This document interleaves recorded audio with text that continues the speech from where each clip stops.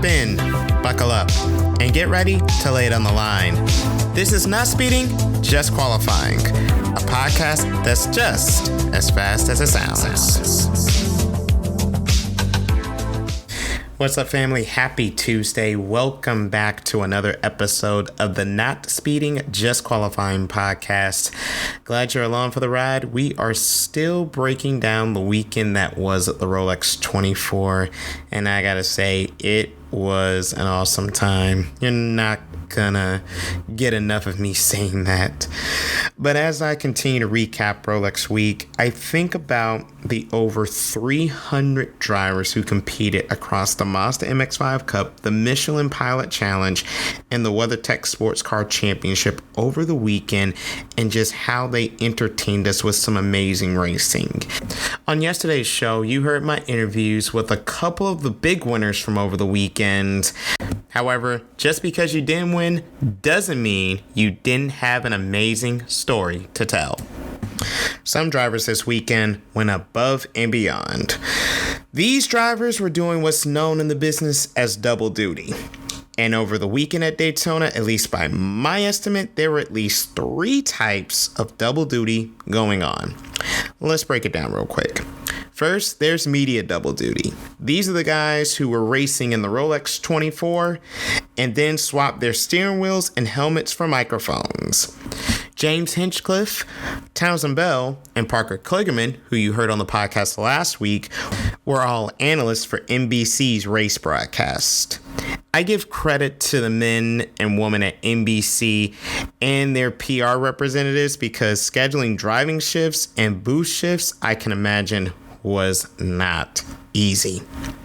The second type of double duty I'll touch on is drivers that did multiple races over the course of the weekend. First, you had Tyler Gonzalez, who ran both Mazda MX-5 Cup races and then competed in Friday's Michelin Pilot Challenge race in the TCR category. While Tyler did enjoy some success in the MX-5 Cup, winning the opening race of the weekend, he was not as fortunate in the Michelin Pilot Challenge race as his car failed to finish. And then you had 5 drivers who were competing in both Friday's Michelin Pilot Challenge race and the Rolex 24 at Daytona. One of those 5 drivers was Patrick Gallagher of Turner Motorsports. Friday on the grid for the Michelin Pilot Challenge race, Patrick was gracious enough to give me a few moments of his time as he talked about his prospects for Friday's Michelin Pilot Challenge race, while also previewing the Rolex 24 and what kind of effort it takes to run 28 hours of racing at Daytona over the span of 3 days. Take a listen. On the grid at the Michelin Pilot Challenge BMW M Endurance Challenge with Turner Motorsports BMW driver Patrick Gallagher. Patrick, thank you so much for a couple of time.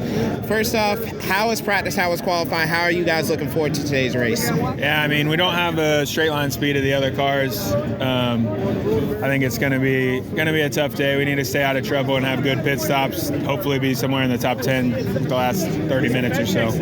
And then you mentioned the straight line speed. With that being a weakness, where do you guys feel like you'll be able to make up most for that lack of straight line? Honestly, good strategy in the pit lane. Our Turner guys are definitely the best on the lane. So, I think they'll get us to the front at some point, and we'll be good from there. And then last thing, you're doing double duty. You're racing today, and then you're also racing tomorrow in the Rolex 24. How has it been for you preparing? You've been here the last 2 weeks between testing for 2 different races. How much of that track time, how valuable is it for you as you get ready to do these 28 hours? Yeah, it's certainly a big deal doing it with the same team, all the same guys, We got a good race car for tomorrow's race. Qualified 14th. I think we have a bit more speed than that, or at least I hope we do. That's another one. We got to get 18, 20 hours in, see where we're at. Hopefully have a shot with 2 hours to go. Just no mistakes through the night, get to the morning and figure out where we're at. Absolute last question for you. What's the biggest difference between this GT4 M4 and the GT3 M4? The GT4 is just heavier, less grip. GT3 car is much lighter, more aero, bigger tires. So GT3 is much much more of a Sound like you like each other. Of a race car, like closer to a prototype. This is closer to the street version of the BMW M4 GT4. So there's a lot of similarities. BMW did a great job. All the cockpit's the same, so it's kind of like being in the same car. But this one's just a bit heavier and a little slower. So. Patrick Gallagher, driver of the number 96 Turner Motorsport BMW in both the IMSA Michelin Pilot Challenge and in the IMSA WeatherTech Sports Car Championship this weekend at Daytona, the Rolex 24 at Daytona, the BMW M Endurance Challenge. Patrick, best of luck both today and tomorrow. Hope to see you in victory lane. Pull something out. Thank you, man. Appreciate it. Patrick Gallagher on the Not Speeding, Just Qualifying podcast. Patrick and his teammates Vincent Barletta and Matt Dalton went on to finish 13th in Friday's Michelin Pilot Challenge 4-hour race. However, he had much better fortunes in the Rolex 24 with his teammates Jens Klingman, Robbie Foley, and Jake Walker. Turner Motorsports ended up 5th on Sunday in the GTD category. And that leads us to the third type of double duty, doing double duty in the same race. And that consists of drivers racing in two different cars. There was Kyle Kirkwood, who did driving time in both of the Vassar Sullivan Lexus GT3s. And then there's Ben Keating, who performed double duty driving two different cars in two different classes. Keating was listed in the Trackhouse number 91 Corvette in GTD Pro and in the LMP2 class in the number 52 PR1 Mathesian Orica. I managed to grab a few words with Ben on the grid Saturday before the 24 hours began, and I wanted to get his insight on his passion for racing, doing double duty in two separate classes, and what exactly is the difference between a GT and a prototype. Take a listen. On the grid at the Rolex 24, I have none other than Ben Keating with me. Ben, you have been such a passionate race car driver for a long time, but you're also considered what's called an amateur because, of course, this isn't your full-time job, but at the same time, you have such a passion for the sport. What makes you so passionate about motorsports? I think the art of developing the skill of driving a race car is enjoyable. It's something I'm passionate about, and something about me that just thrives competition. I love playing board games. I love being in the competitive retail car business, and I love racing cars. And I can tell how much you love the racing cars because you're doing a unique double duty. You're one of two people in this race out of 200 plus drivers that's going to be competing in two separate cars, but you're the only one that's going to be doing it in separate classes. You're competing in GTD Pro in the Corvette, and you're competing in LMP2. What's the biggest difference for you going back and forth between a prototype and a GT car? I've got a lot of time in both cars. I won the GTM championship in 23 in the Corvette, and I won the LMP2 championship in IMSA in the LMP2 car. So I've got a lot of time in both. It's not that difficult for me to switch between the two. I just have to take it easy for a lap or two before I get in the groove. But then I also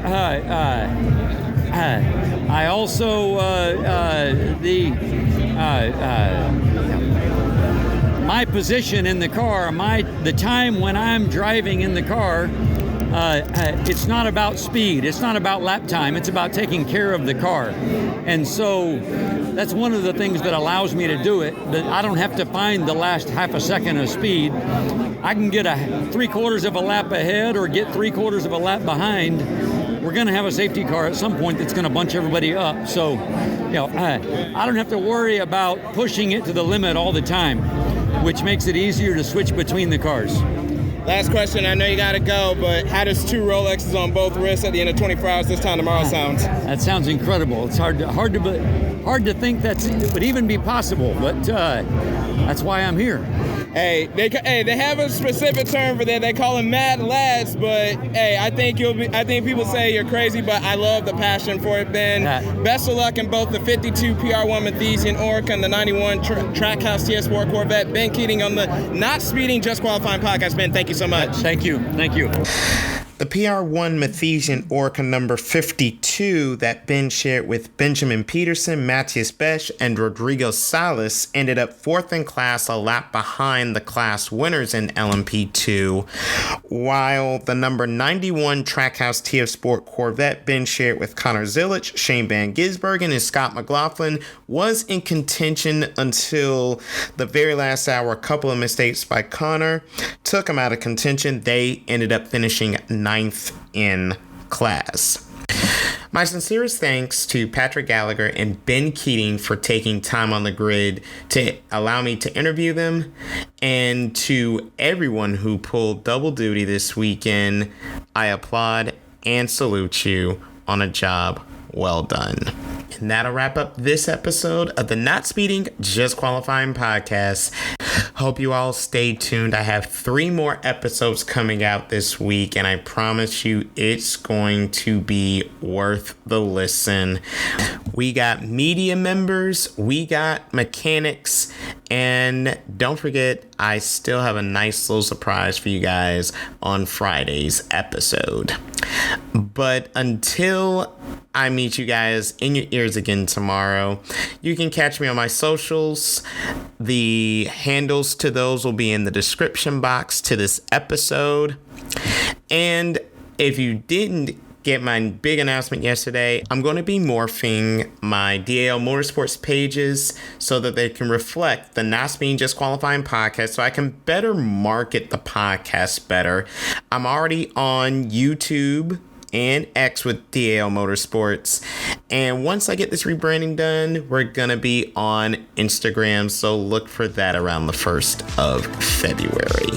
Again, I can't say it enough. Thank you guys so much for joining me. I'm David Lawrence, and remember, you're not living life to the fullest if you're not going flat out. So long, everyone.